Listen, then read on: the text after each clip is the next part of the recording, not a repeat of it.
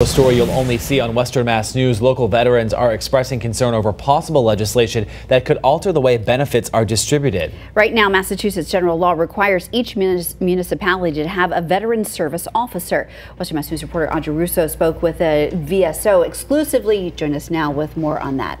Yeah, Jeff and Beth, local veteran service officers help vets apply for state and federal benefits. The VSO I spoke with says a new soon-to-be filed piece of legislation could jeopardize their role in helping veterans in their own communities. It's provided by each municipality. They create the budget, and then we're reimbursed 75% by the state.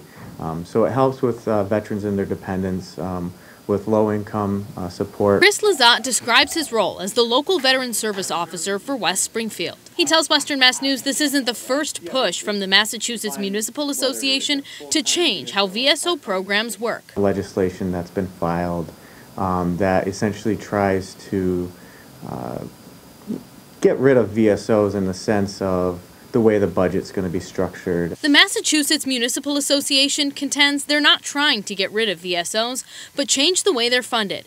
Jeffrey Beckwith, the association's CEO, claims individual towns must fund 25% of the VSO, but must pay the entire sum at one time.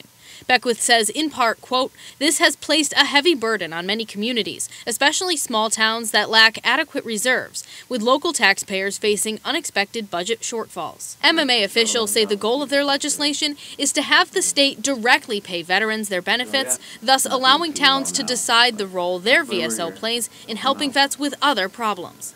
But one veteran we spoke with over the phone says the system doesn't need improving. If they go into like one system, one big system, we're not going to get the local, the feel, hands-on feel where you can walk into the office and, without the big bureaucracy. That's my concern. I travel every year to Washington to see a group of friends for Veterans Day, and they wish that we had the services we have here in Massachusetts. Just because they've done so much for us, we really need to do so much for them. And even Governor Baker has, pledged that we are the best in the country for providing services for veterans, and any kind of legislation like that is it's a big step back, and it just doesn't make any sense.